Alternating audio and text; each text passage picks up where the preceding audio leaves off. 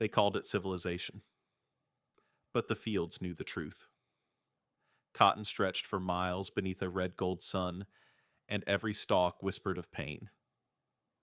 The wind carried voices, faint, fractured, and forgotten, echoes of the people who built a nation yet owned nothing of it. Their names were taken, their stories buried beneath the language of progress and pride. What happens when power becomes a weapon and humanity disappears behind the walls of a plantation? History often speaks of kings and conquerors, of freedom and rebellion, but it rarely lingers on those who suffered in silence. The enslaved men and women whose labor fed empires, whose pain funded the illusion of Southern gentility. Behind polished manners and lace gowns hid a darkness the world was never meant to see. The plantations of the American South look serene from afar. Grand houses, manicured gardens, white fences gleaming in the sun. But step closer, and the beauty rots away. Beneath every brick lies the echo of a scream. Beneath every porch, the footprint of a chained man. They called it Southern grace. But grace for whom? And at what cost? Inside those mansions, behind heavy curtains and drawn shutters, power was the only language. It was spoken through silence, through orders, through eyes that could end a life with a glance. For the enslaved, each breath was permission borrowed from someone else. To own another human being was to hold absolute power, and absolute power always corrupts. The plantation was not merely an economic machine, it was an empire of control. Every gesture, every rule, every so-called kindness was a test of obedience. The masters commanded through fear, and the mistresses enforced through manipulation. Even mercy became a tool, a reminder that survival depended on submission. Power on the plantation wasn't maintained through whips alone. It lived in the mind, in the way a man lowered his eyes when spoken to, the way a woman hid her grief behind silence, the way a child learned to fear their own laughter. There were no safe spaces, not in the fields, not in the cabins, not even in prayer. When power turned personal, it blurred every boundary between authority and cruelty. For the enslaved, there was no line that could not be crossed, no act too brutal to be justified by ownership. In the daylight, white families performed civility. Church on Sundays, dinners with silver cutlery, the illusion of refinement. But in the shadows of those very homes, exploitation became routine, normalized, and unspeakable. Every decision, who married, who worked, who lived or died, passed through the hands of those who claimed divine right to command. And those decisions shaped generations. Some mistresses, bound by their own social cages, found power only by enforcing the suffering of others. They were painted as fragile and virtuous, yet behind that portrait existed another truth. Control could be intoxicating. Even those considered powerless could still wield devastation over the truly powerless. They could punish, humiliate, or isolate on a whim, a broken dish, a glance held too long, a word misunderstood. It was domination disguised as domestic order. The plantation system taught everyone to play their part, the enslaved to endure, the masters to rule, the mistresses to maintain the illusion, and society to look away. Generations learned to accept cruelty as natural, hierarchy as divine, and silence as survival. Imagine living every day knowing your life, your body, even your emotions did not belong to you. Every act of resistance carried the risk of punishment or disappearance. And yet, despite the fear, humanity endured. People sang in whispers, prayed in secret, loved in defiance. They found meaning where the world offered none. That resilience, that stubborn flame of spirit, terrified those who sought to own them, Because in every enslaved man's heartbeat was a quiet rebellion, the unkillable truth that he was still human. The psychological toll was immeasurable. To be reduced to property, to know that every kindness might hide another command, to survive only by surrender, it fractured the soul. And yet, through that pain, a new kind of strength emerged, the will to outlast.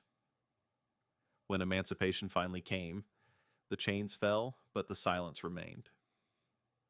The stories of what truly happened behind those plantation walls were buried under generations of denial.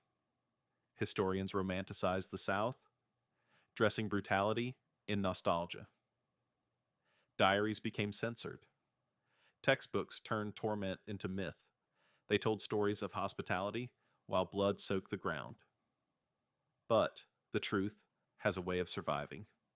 In letters never meant to be read, in court cases forgotten in dusty archives, in the trembling voices of those who finally dared to remember. And when those voices speak, the illusion shatters. Because this is not the history they taught you. This is the darkness they tried to erase. For nearly a century after slavery's end, America lived inside that illusion. Paintings of plantations hung in museums, their beauty untouched by truth. Writers romanticized the Old South, calling it graceful, genteel, as if human bondage could ever be beautiful. But beneath the stories of charm and civility, the ghost never slept. In dusty attics, in family Bibles, in letters exchanged between generations, the evidence waited, quiet, patient, undeniable. Accounts of cruelty wrapped in polite language, records of punishments described as discipline, lives reduced to numbers in ledgers that counted people the way merchants count grain. Even in silence, the truth endured. Slave narratives, those rare testimonies that survived, revealed a hidden world. Men and women spoke of the terror of nights spent listening for footsteps, of dawns that began with whips slicing the air, of the weight of knowing their children might be taken before sunset. Their words carried both pain and pride, because to speak at all was to reclaim what the system had tried to erase, their humanity. One former enslaved man described it simply: "They owned my body, but never my soul." Those few words cut through centuries of denial, revealing the plantation for what it truly was. Not a home, but a fortress of control. The power structure that built those estates did not die when the chains were broken. It survived in laws, in myths, in the stories America told itself to avoid the mirror. For generations, white families protected reputations, while black families protected memory. One side buried evidence, the other buried trauma. Both were haunted. But the truth, it always finds its way back to the surface. In the late 20th century, historians began to look closer. Black scholars, feminist researchers, and archivists started opening boxes long forgotten in university basements and courthouse vaults. What they found changed everything. Letters that spoke in coded language of discipline and favor. Journals hinting at cruelty too shameful to name. Official reports that documented resistance. Men and women fighting back in ways history tried to ignore. Each fragment, each sentence, tore another hole in the myth of Southern innocence. Power had not just corrupted, it had consumed. The plantation was not simply a workplace, it was a psychological theater designed to break human beings and teach obedience through fear. And it worked for generations because it was not just about labor, it was about control of mind, body, and story. When you control a person's story, you control how they are remembered. And that is what the powerful feared most: remembrance. Because to remember truthfully is to dismantle every lie built upon it.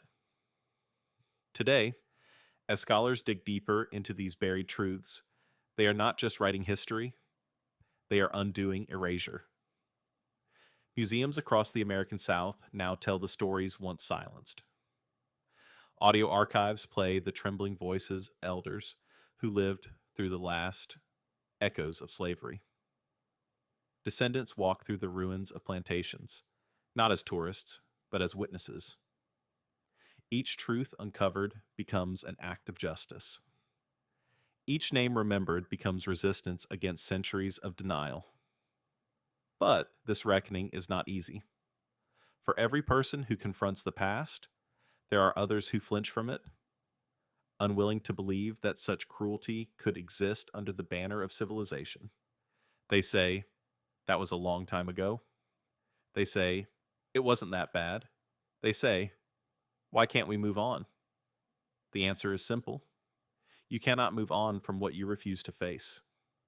The legacy of exploitation did not vanish with emancipation. It lingered in broken families, in inherited trauma, in systems built to favor one race over another. These plantations may have fallen silent, but their echoes still shape the present. The soil remembers, the blood remembers, and memory, once awakened, refuses to sleep again. To tell this history is not to reopen wounds, it is to finally clean them. Because healing does not begin with forgetting, it begins with truth. The enslaved did not survive merely by chance. They survived through resilience, a kind of strength born only in the face of cruelty. They sang songs coated with hope. They prayed for days they would never see. They passed down stories through whispers, so their children would know what was done and what must never be done again. Their silence was not consent. It was survival. And survival, in a world built to destroy you, is its own form of victory. Now, centuries later, as historians, artists, and descendants bring these buried stories into light, the question remains, what will we do with the truth?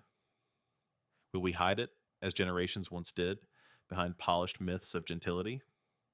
Or will we face it, fully, painfully, honestly, and finally give voice to those who endured it?